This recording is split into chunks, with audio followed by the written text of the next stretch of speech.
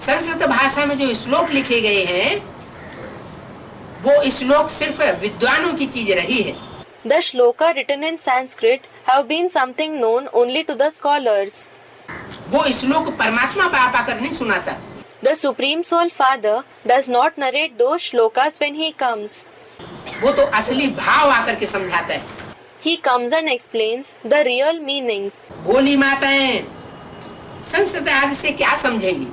What would the innocent mothers understand from the teachings in Sanskrit, etc.? क्या? What? भोली भोली माताएं हैं, वो तो इतनी पढ़ी लिखी भी नहीं होती हैं। उनके सामने परमात्मा बाप आकर के संस्कृत सुनाने लगे, संस्कृत के श्लोक सुनाने लगे। There are innocent mothers. They are not so educated. If the Supreme Soul Father comes before them and starts narrating in Sanskrit, the Sanskrit shlokas, तो वो तो बेचारी कुछ नहीं समझेंगी। then the poor ones will not understand anything. तो ये विद्युता आकर के परमात्मा सुप्रीम सोल आकर नहीं झाड़ता। So, the Supreme Soul does not display his scholarship when he comes.